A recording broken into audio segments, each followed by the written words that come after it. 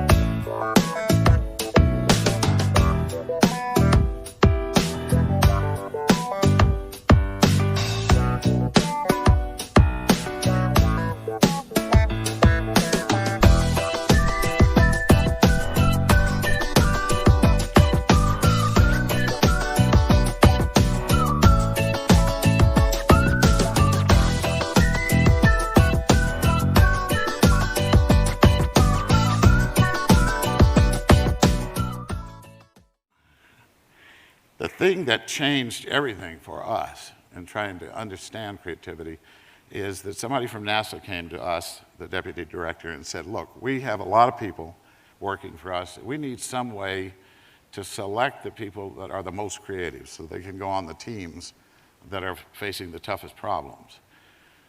Can you give us some kind of an instrument, a test or something that we can give to find those people? We didn't have such a thing, but we developed it, we applied it, and it was very predictive. It worked really well.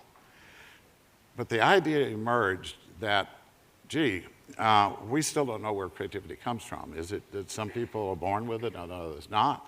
Or is it learned? Does it come from our experience in life? And the idea came up, this test is so simple. Why don't we give it to some children and see how they do? So we did. We created a sample of the American population with 1,600 children and started it out when they were about 5 years old. Now here's a question I want to ask you. This is a test for the ability to look at a problem and come up with new, different, and innovative ideas. What percentage of those 5-year-olds fell into what you might call the genius category of imagination? 80, 90, wow. This is a great audience. There are some audiences that don't guess quite that high. 98%. We were pretty shocked. Some people like you would probably not be shocked. You probably, I suspect you've been 5-year-olds, so there you are. But the information was so astonishing, we decided to turn that into a longitudinal study, go back 5 years later and see how they're doing it. So we went back, they're now 10. What would you guess? Somebody came on very close. 30%. We decided to extend it for 5 more years. They're now 15. Well, we have some pessimists out there. It was all the way up to 12. So you can see something of a trend here, right?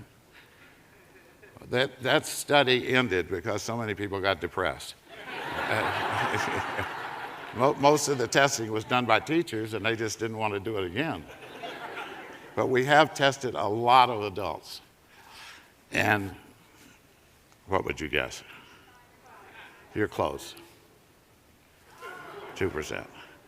Now, the great historian Oswald Spengler once said, in all of his years of studying history, he had concluded it only takes 2% of a population to create the basic ideas and that everybody else applies them. And it turned out, gee, he was pretty close to right. Look, folks, if we're going to enter the future with hope, that's not going to work. We have to do something about it. And what we found with those children was the thing that I want to try to share with you and hope that you walk out of here tonight knowing why that happened and what you can do about it, because you have the possibility of being in that 98% tomorrow. And I'm serious about that. What we found from the studies with children and from looking at the way brains work, that we can actually do that, there are two kinds of thinking that occur in the brain, and they use different parts of the brain, and it's a totally different paradigm in the sense of how we form something in our minds. One is called divergent, that's imagination. That's generating new possibilities, and the other is called convergent. And that's where you're making a judgment, you're making a decision, you're testing something, you're criticizing, you're evaluating. So one is like an accelerator, and the other one is like the brake. We found that what happens to these children as we educate them is we teach them to do both kinds of thinking at the same time. So when somebody asks you to come up with new ideas, as you come up with them, what we've mostly learned in school is to start looking at them immediately and trying to say, oh, well, you can hear the stuff that goes on. We've done that before, we've never done that, that's crazy, that'll cost too much, all of that. When you actually look at what's happening inside the brain, you find that neurons are fighting each other and actually diminishing the power of the brain because we're constantly judging, criticizing, etc. This is not going to work, folks. You need to find the 5-year-old, and you can. That capability never goes away. That part of the brain that produces this wonderful imagination is something that you exercise every day when you're dreaming. So the great designer said, you know, I'm going to put that mechanism so they exercise it every day in case they ever need an idea. You've got that capability, absolutely. And you'll move from the normal brain, which is that colored area shows normal thinking, to a brain that is very active everywhere, particularly in the front.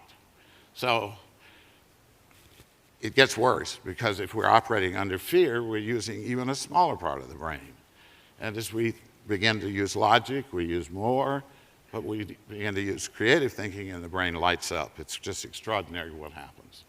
And nature does this as well, we found, that evolution works that way, producing many alternatives, then through natural selection, selecting the best ones. But it's always creating a lot of possibilities before it starts selecting. So the question we face for the future is, are we going to be in a culture that depends on right answers, that are repeatable, that are always predictable? Or are we going to have a culture where whatever it is we're thinking about, a new recipe or a spaceship, are there many possibilities? Can we create a new future that solves the new problems that we have never seen before? So Einstein was right, and your issue is to go beyond the first step that we took and take the first leap and turn your 5-year-old on to tap into that imagination that every one of you has that can make the future extraordinarily brighter for everybody. Tomorrow, do an exercise. Pick up a table fork, turn your 5-year-old on, and come up with 25 or 30 ideas on how to improve. Let that 5-year-old figure out ideas on how to improve that table fork. You can begin that exercise, and like anything else, you can start exercising that part of the brain and turn yourself into a great innovator of the wonderful future we can have if we start doing this. Thank you.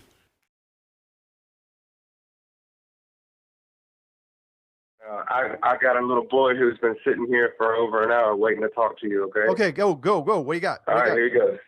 Who is he? Hi. Hey, man.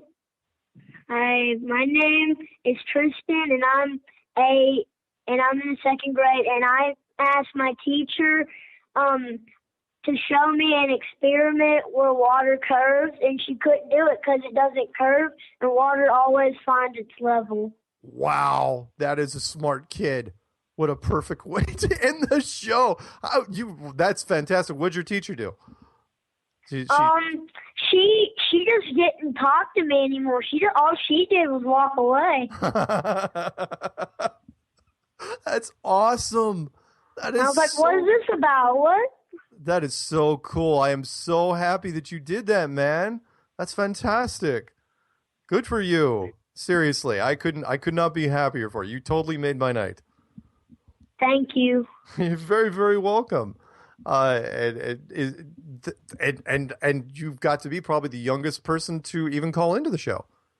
Yeah, I know. That's okay though. For being so young, you're very, very smart. That's fantastic. Yeah. So keep up the good work, man, and stay flat, okay? Okay, I'm a flat earther.